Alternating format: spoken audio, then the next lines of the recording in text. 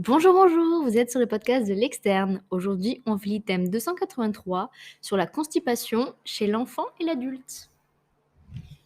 Salut, salut, c'est Robin qui vous parle. C'est le retour de la voix féminine de l'intro du podcast qui était en train de passer ses ECN la semaine dernière, non, il y a même 2 semaines et qui avait besoin elle aussi de vacances. Mais maintenant, c'est le retour de sa douce voix suave pour le plaisir de tous les auditeurs. Allez, on commence directement dans le vif du sujet sur un petit peu d'épidémiologie concernant la constipation, que ce soit chez l'enfant ou chez l'adulte, et notamment la prévalence. Donc, la constipation, comme on peut s'en douter, c'est un motif fréquent de consultation chez le jeune enfant. Ce symptôme est à l'origine de près de 5% des consultations de pédiatrie en médecine libérale. Voilà. La constipation apparaît le plus souvent entre 1 an et 4 ans et peut toucher jusqu'à un tiers des enfants d'âge scolaire. Ce qui est, on s'en rend compte, un vrai enjeu, presque de santé publique au final, puisque un tiers des enfants d'âge scolaire, c'est relativement élevé. Alors, on va voir un petit peu la définition de la constipation chronique. Voilà, et on va voir comment bien définir la chronicité, de ces symptômes. Donc chez l'adulte, la constipation, elle peut être définie soit par une réduction du nombre de selles hebdomadaires, donc on va parler de constipation quand il y a moins de 3 selles par semaine. Donc voilà, ceux qui pensent être constipés avec, 1 selle, par jour, c'est pas une constipation, en termes, en tout cas, de fréquence. Ça peut être défini ensuite par des efforts de poussée exagérés pour exonérer, ce qui définit ce qu'on appelle la dyschésie, donc voilà, des efforts de poussée exagérés. Soit ça peut être défini par une association des 2. Dans tous les cas, on peut considérer que la constipation est définie par la plainte d'un patient concernant son transit, que ce soit en termes de qualité et de nombre de selles, la sensation d'évacuation incomplète, etc.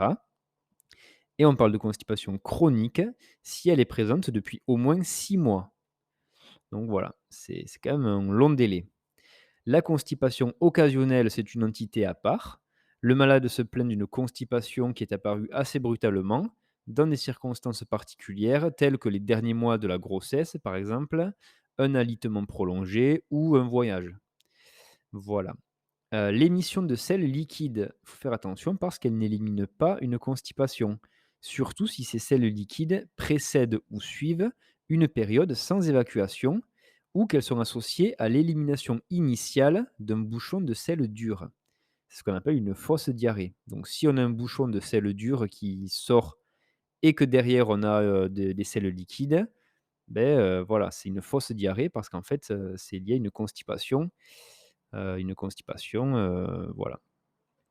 Donc la constipation, c'est un des symptômes les plus fréquents en gastroentérologie avec une prévalence de 15 à 20 et elle va toucher préférentiellement les femmes, parce qu'il y a un rôle hormonal, ça peut être lié, à l'accouchement aussi et cetera.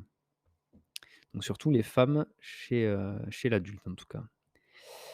Alors, comment on fait pour distinguer l'origine fonctionnelle de l'origine organique?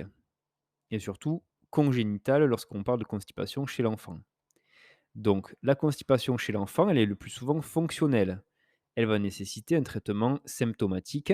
Donc là, ça va être des mesures hygiéno-diététiques qui sont associées souvent à un traitement médicamenteux.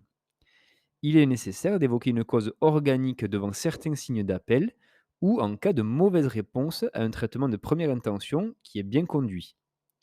L'origine fonctionnelle, elle est multifactorielle et elle se développe après 6 mois. Avant 6 mois, avant l'âge de 6 mois, le mécanisme de la constipation est essentiellement réflexe.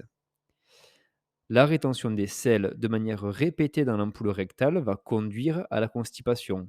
C'est ce qu'on appelle la rétention terminale, dans la partie terminale du tube digestif, donc dans l'ampoule rectale. Il y a d'autres mécanismes qui peuvent favoriser la constipation fonctionnelle. Ça va être le défaut d'apport hydrique, donc voilà, l'enfant qui ne boit pas assez, ou en fibres. Un régime lactofarineux exclusif, voilà, donc les enfants qui boivent que du lait en poudre. L'origine organique est expliquée par différents mécanismes selon la cause. Ça peut être, du coup, une absence de contraction du côlon, ça peut être des troubles ioniques, ça peut être lié à des médicaments, à une insuffisance de poussée, voilà, une hypertonie du sphincter anal, ou voire un obstacle anal. Voilà, tout ça, c'est ce qui définit l'origine organique d'une constipation et pas fonctionnelle.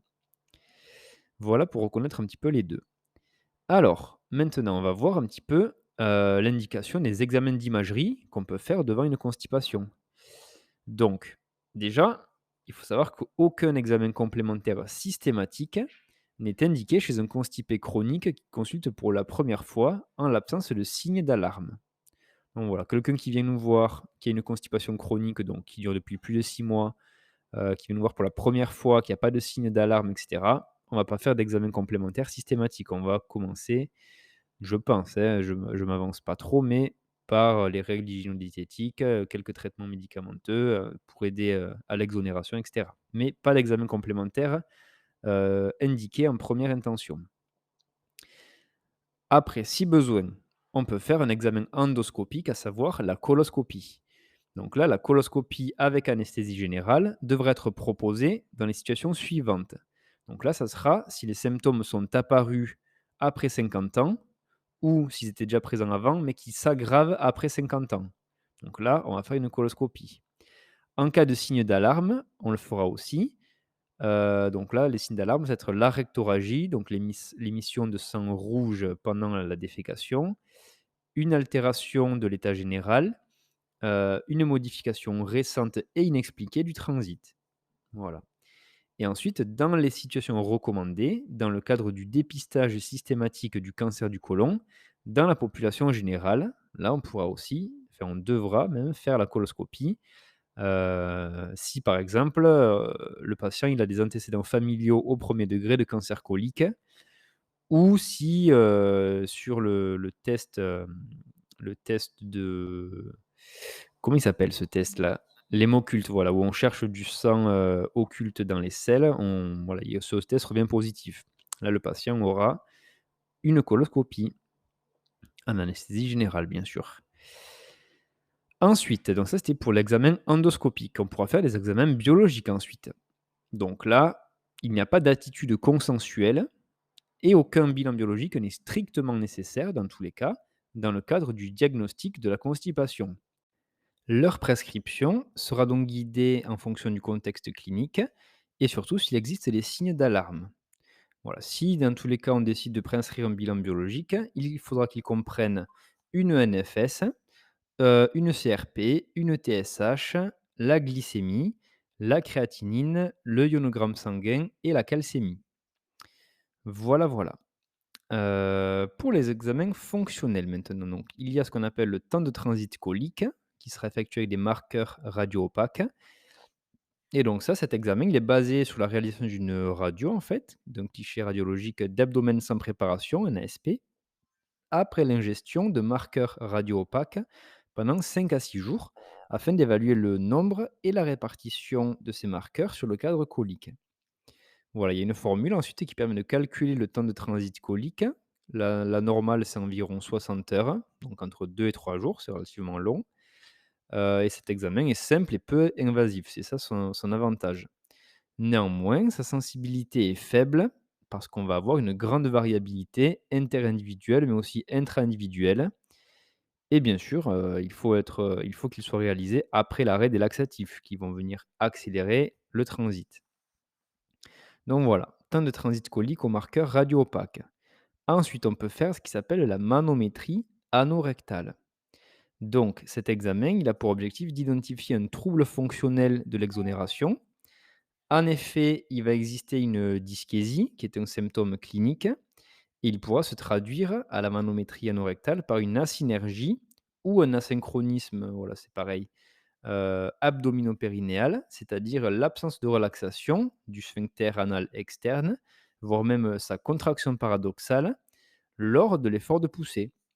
Donc au lieu d'avoir une contraction abdominale et un relâchement, enfin même une ouverture, du sphincter anal externe, on va avoir, eh bien, en même temps que la poussée abdominale, soit l'absence de relaxation, soit même une contraction du sphincter. Donc on imagine bien que ça va coincer. Il est réalisé le plus souvent sans préparation préalable, chez un patient conscient, en décubitus latéral gauche. Le principe est d'utiliser une sonde introduite par voie anale qui va être surmontée d'un ballonnet. Voilà pour la manométrie anorectale et les examens fonctionnels. Ensuite, on peut faire des examens morphologiques. Ça va être plutôt demandé par les chirurgiens juste avant une opération. Donc, il peut utiliser soit la défécographie, donc ça, c'est un examen radiologique, donc une radio dynamique qui a pour but de rechercher un trouble anatomique qui serait à l'origine d'une dyschésie, donc un trouble de la statique pelvienne. Cette défécographie va consister à opacifier le rectum et le plus souvent aussi la filière urinaire et gynécologique et de faire réaliser des efforts de poussée. Il est le plus souvent réalisé en cas d'échec des traitements conservateurs et également lorsqu'une chirurgie est envisagée. Voilà pour la défécographie. Ensuite, on peut aussi faire passer au patient une déféco-IRM ou une IRM pelvienne dynamique. Et donc ça, c'est un examen alternatif à la défécographie. Et voilà, le choix entre ces deux examens va dépendre des centres d'imagerie et des habitudes des équipes médico-chirurgicales. Et enfin, dernier examen morphologique, plutôt chez l'enfant, ça sera le lavement opaque. Et donc cet examen va être indiqué en cas de suspicion de maladie de Hirschsprung. Voilà, spécifiquement pour ça. Allez, maintenant on va voir un petit peu du coup les caractéristiques cliniques et les éléments de diagnostic différentiel. Donc, premièrement, première phase de l'examen clinique, ce sera l'interrogatoire. Il va permettre déjà dans un premier temps de confirmer le diagnostic de constipation et son caractère chronique. Donc avec les éléments qu'on a vus en début d'épisode, ça va être, est-ce qu'il y a moins de 3 selles par semaine? Est-ce qu'il y a des dyschésies, donc des efforts de poussée et cetera, ou les 2? Ça, on pourra dire avec ça s'il y a une constipation ou pas. Et est-ce que ces symptômes durent plus de 6 mois ou pas? Et donc là, ça définira une constipation chronique ou plutôt ponctuelle. Ensuite, on va rechercher les facteurs favorisants. Donc ça, ce sera la sédentarité, les régimes pauvres en fibres, la prise de certains médicaments. Voilà. On va ensuite rechercher à l'interrogatoire des symptômes en faveur d'une cause secondaire.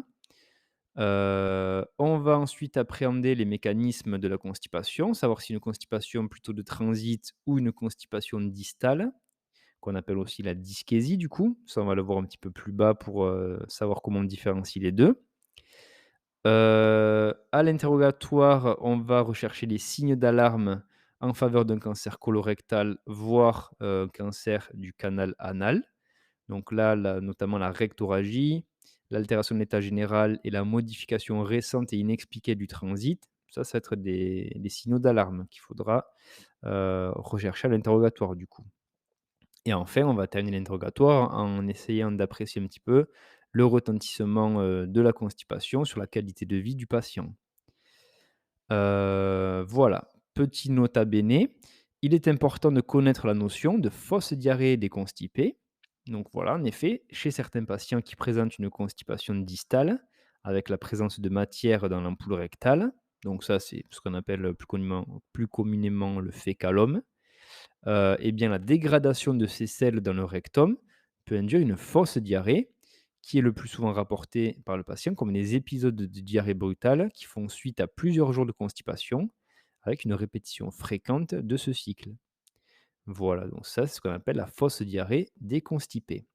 Et il faut savoir voilà, distinguer cela, parce que la présence de ces diarrhées ne veut pas dire qu'il n'y a pas de constipation. Du coup, c'est juste un phénomène, voilà, physiologique de dégradation des selles.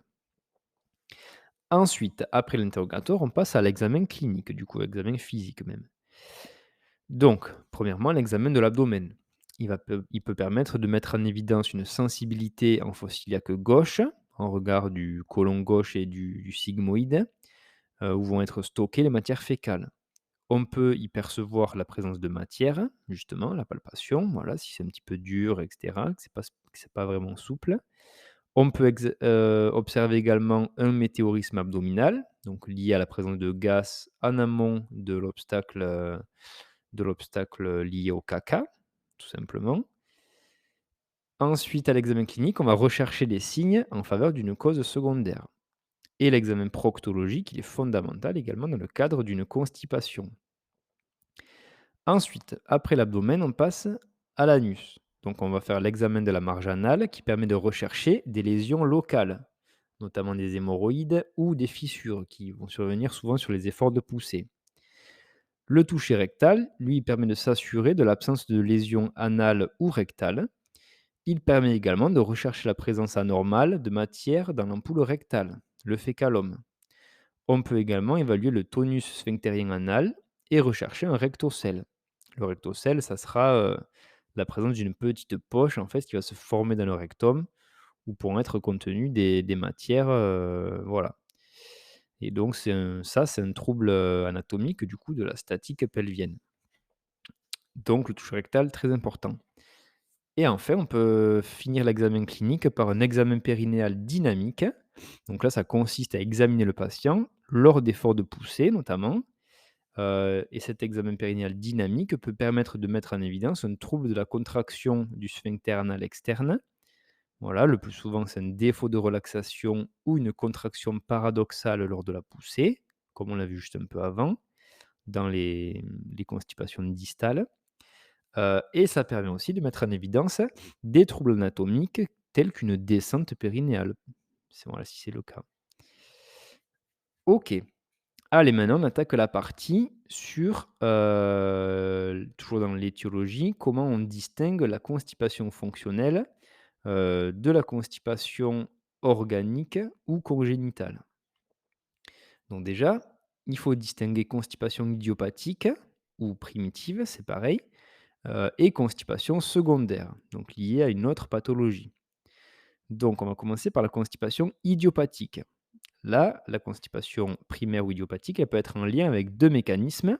Ça va être un ralentissement du transit colique, donc là, on parlera de constipation de transit, ou ça peut être un trouble de l'évacuation rectale et donc dans ce cas, on parlera de constipation distale ou de dyschésie. S'il s'agit d'une constipation de transit, donc là, il va s'agir en fait le plus souvent d'une réduction de la fréquence et de l'amplitude des contractions coliques. Voilà. Donc en fait, l'intestin, le côlon va se contracter, de façon moins intense et moins rapprochée et donc, il y aura pas il y aura pas une progression, suffisamment rapide des selles dans l'intestin. Souvent, dans ces cas-là, le patient va décrire, une réduction du nombre de selles hebdomadaires avec des selles plutôt déshydratées. Donc là, elles seront petites et dures, car elles restent plus longtemps dans le côlon et donc il y a plus de réabsorption d'eau, tout simplement. S'il s'agit d'une constipation distale, qu'on appelle également la dyschésie, donc là, il peut s'agir soit d'un trouble fonctionnel, soit d'un trouble anatomique. Le trouble fonctionnel, ça va être, comme on l'a vu plusieurs fois, le défaut de relaxation sphinctérienne anale, voire même la contraction paradoxale de ce sphincter lors de la poussée abdominale, voilà. Ou ça peut être aussi lié à un trouble de la sensibilité rectale.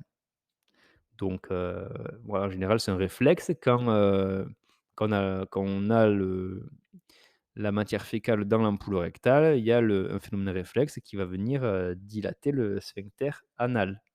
Et donc là, s'il y a un trouble de la sensibilité, eh bien, il n'y aura pas, cette ouverture du sphincter. Donc, dyschésie. Et ensuite, si c'est un trouble anatomique, donc là, ça peut être un trouble de la statique pelvienne avec la présence d'un rectocèle, comme on l'a vu juste avant, un périnée descendant, une procidence rectale interne, voilà, plusieurs troubles anatomiques. Dans le cas d'une constipation distale, le patient, là, il va décrire le plus souvent des efforts de poussée exagérés, une sensation d'évacuation incomplète et parfois même le recours à des manœuvres digitales pour favoriser l'évacuation. Le plus souvent, c'est quand le patient il a un trouble anatomique. Et donc, il va venir avec son petit doigt aider les selles à sortir. Voilà, c'est triste d'en arriver là quand même, hein, on est d'accord. Et les 2 mécanismes de constipation, bien sûr, ils peuvent coexister. On peut avoir une constipation, distale, mais aussi une constipation de transit. Voilà, l'un n'empêche pas l'autre et si les 2 coexistent, eh bien, ce sera d'autant plus compliqué de déféquer convenablement. Voilà pour les constipations idiopathiques ou primitives. Et maintenant, on va passer aux constipations secondaires, qui sont révélatrices en fait d'une maladie organique le plus souvent. Donc ça peut être une maladie digestive ou même extra-digestive. Il faudra rechercher tous les signes lors de l'interrogatoire. La recherche d'une cause organique. Avant tout, on va rechercher une sténose colique, donc un rétrécissement de la lumière, finalement. Ça va s'imposer devant toute constipation récente ou récemment aggravée. Une cause médicamenteuse ou toxique doit être recherchée systématiquement chez des malades qui se plaignent de constipation récente. Voilà, ça sera souvent ça la première cause d'une constipation, voilà, chez un patient qui a une constipation qui vient d'arriver, un médicament ou des toxiques. On va les voir juste après et donc là, on va, lister un petit peu toutes les causes possibles de constipation secondaire. Donc on va voir les causes digestives. Là, il y en a très peu, il y a, 4 grandes causes qui se ressemblent un peu toutes sur le mécanisme. Donc en fait, ça sera les obstructions luminales, donc de la lumière digestive, liées soit à un cancer colorectal, soit à un cancer de l'intestin grêle, donc une tumeur qui sera à l'intérieur de la lumière digestive, voilà. Ensuite, ça peut être une sténose non tumorale, donc là, un rétrécissement de la lumière, soit lié à des diverticules, soit lié à une cause inflammatoire, soit une cause ischémique.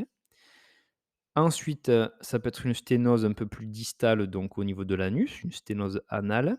Là, ça peut être lié soit, beh, pareil à une sténose inflammatoire ou à un cancer et ça peut être également une sténose cicatricielle, donc voilà, une cicatrice qui fait un peu de fibrose et qui va, faire rétrécir la lumière. Et enfin, ça peut être sinon une compression extrinsèque du tube digestif par une tumeur bénigne ou maligne, par exemple une tumeur de l'ovaire chez la femme qui peut appuyer sur le tube digestif et faire une compression. Ça peut être une carcinose péritonéale, ça peut être des adhérences post-chirurgicales, une endométriose, un prolapsus, voilà. Plusieurs, tout ce qu'on peut imaginer, proche du côlon et qui va pouvoir appuyer dessus. OK, pour les causes digestives, on passe maintenant aux causes extra-digestives. Il y aura principalement deux causes, enfin 3 grandes causes, ce sera les neurologiques, métaboliques et après, iatrogènes, donc les médicaments et les toxiques. Les causes neurologiques, donc là, franchement, vous allez voir, il y a presque tout qui peut donner des constipations. La maladie de Parkinson, la sclérose en plaques, une lésion médulaire, le syndrome de la queue de cheval, qui est un peu une lésion médulaire au final, et l'accident vasculaire cérébral. On va considérer que près de 50 des patients qui sont atteints de maladies neurologiques chroniques ont des troubles du transit, à type de constipation donc. Voilà, quand un patient, a un trouble neurologique, il a une chance sur 2 d'avoir des constipations donc voilà, c'est vraiment fortement lié. Ensuite, les causes métaboliques, donc là, ça peut être, le diabète, une hypothyroïdie, donc c'est pour ça qu'on dose la TSH dans le bilan bio. Une insuffisance surrénale aussi peut donner, une constipation. Une hypercalcémie ou une hypocalcémie. Voilà, pour ça aussi qu'on va doser la calcémie dans le bilan bio. Et ensuite, des troubles ioniques comme l'hypokaliémie ou l'hypomagnésémie peut également donner, cette constipation secondaire. Après, les causes médicamenteuses ou toxiques, donc là, ça sera, la supplémentation en fer par voie orale, les antidiarrhéiques, bon ça on peut s'en douter. Voilà, donc le patient qui va un peu abuser, d'Imodium par exemple, parce qu'il a peur d'avoir la diarrhée en voyage par exemple, eh bien, voilà, il va pouvoir être au contraire constipé donc pas fou. Les antalgiques, notamment opiacés, tramadol, les antispasmodiques aussi, le Spasfon, le Spasfon, méthospasmil, voilà.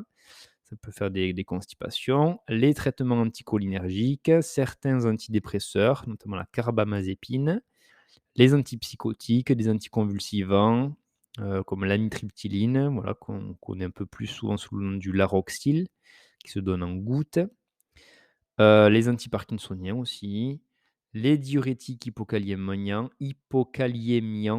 donc voilà, le furosémide, ça peut donner des constipations par, j'imagine, voilà, l'apparition d'une hypokaliémie qui favorise, comme on l'a vu juste dans les causes, métaboliques, la constipation. Donc c'est un peu ça le mécanisme, je pense. Et ensuite, l'utilisation de résine aussi, comme la cholestyramine, ça peut donner des constipations secondaires. Voilà, et ensuite, il y a 2 maladies de système qui peuvent donner des constipations, c'est la sclérodermie et l'amylose.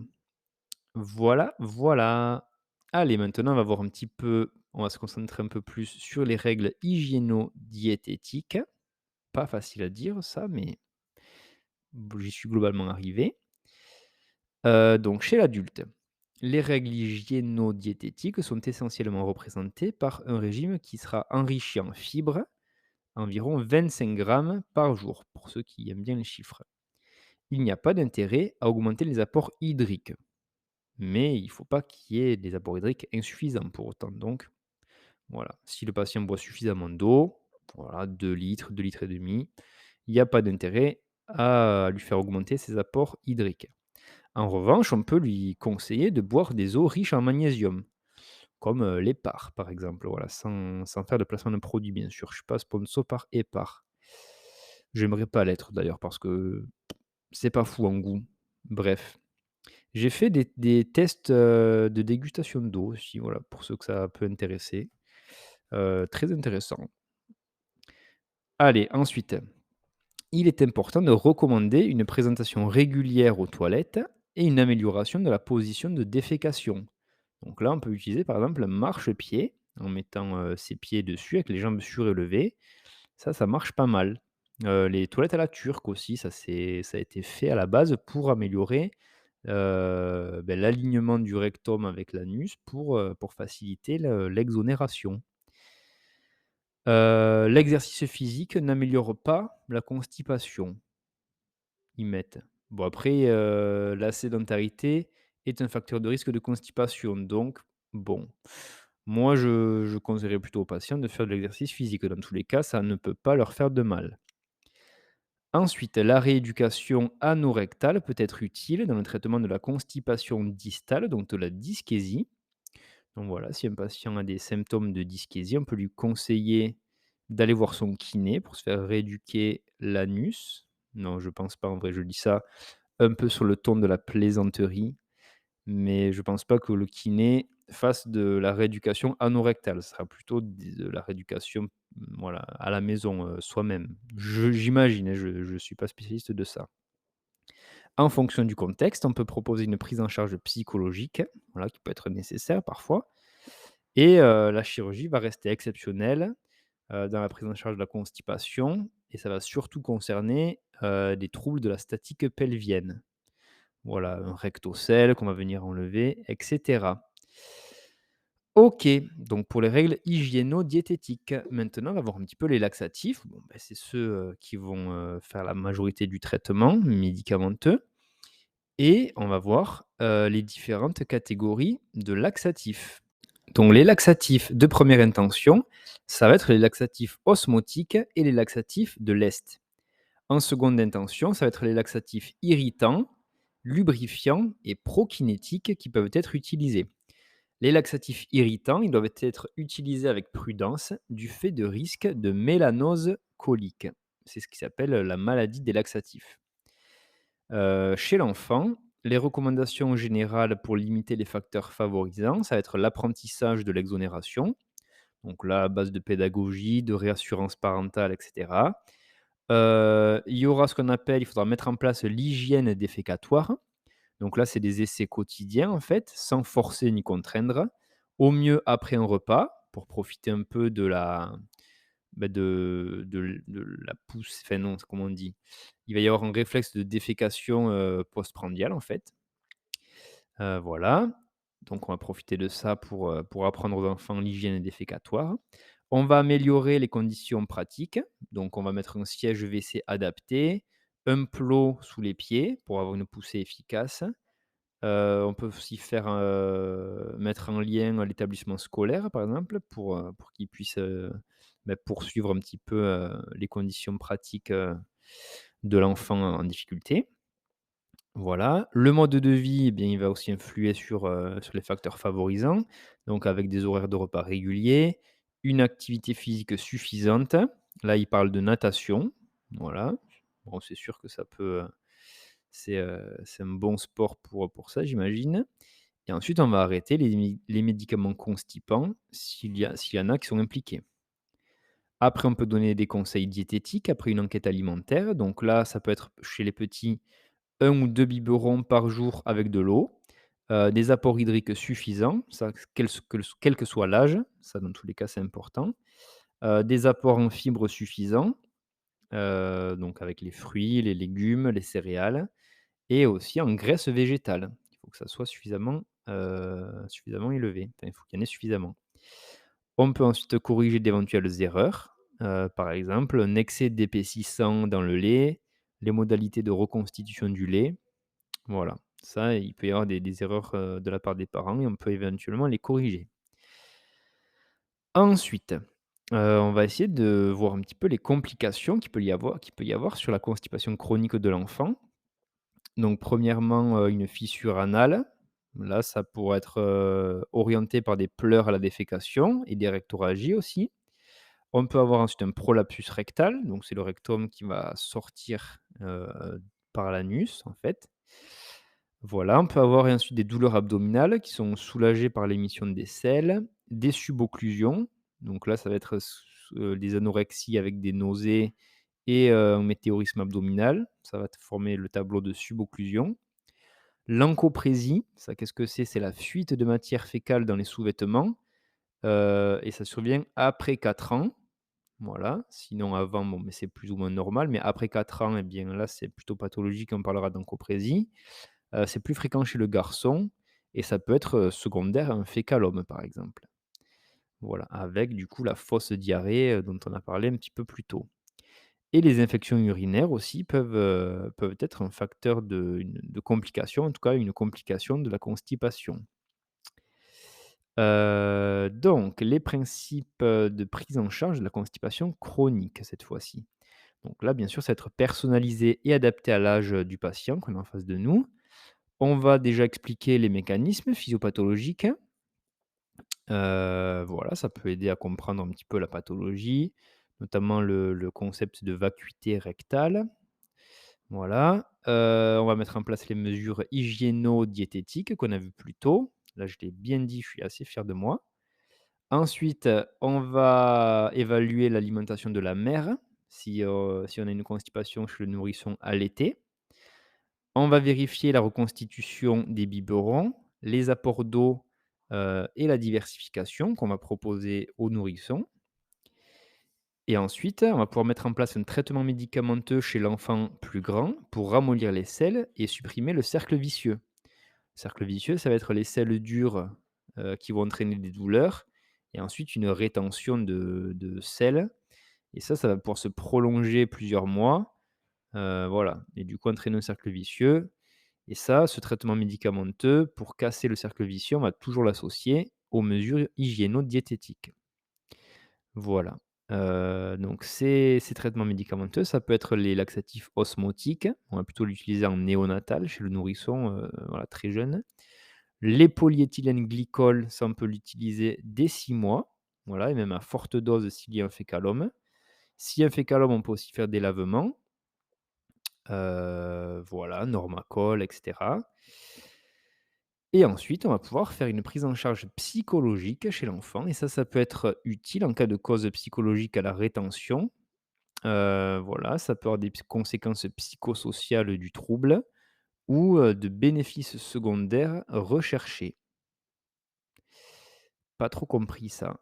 Peut être utile en cas de cause psychologique à la rétention, de conséquences psychologiques ou de bénéfices secondaires recherchés. Bon, peut-être il y a des enfants qui recherchent un bénéfice, secondaire, voilà, dans la rétention de sel. Je sais pas, ça c'est un concept qui m'échappe un peu. Bon, voilà, on termine ce chapitre en tout cas sur cette petite incompréhension, mais bon, c'est pas bien grave, on a fait le tour de l'item qui était très instructif, je trouve. Voilà, si j'avais vu cet item juste avant de voir mon patient constipé, beh, peut-être que j'aurais pu lui proposer d'autres choses. Mais bon, globalement, je pense qu'il a été bien soulagé quand même et il m'a remercié, donc c'est le plus important. Allez, je vous souhaite à tous, une belle journée, un beau mercredi, d'été, donc peut-être que ça va être du chill devant le Tour de France pour certains, peut-être de la plage pour d'autres. Quoi qu'il en soit, voilà, si vous avez un petit peu de temps, là, une petite demi-heure, pour écouter un podcast, ça fait jamais de mal d'avoir des petits rappels de médecine, sans trop se prendre la tête à ouvrir des collèges et cetera, donc voilà. J'espère que ça pourra vous être utile, quoi qu'il en soit. Allez, je vous embête pas plus, passez une bonne journée et on se voit vendredi pour la suite de l'aventure, tout simplement. On va être à l'épisode 54, donc on avance progressivement. Ciao, ciao, bisous, à la prochaine.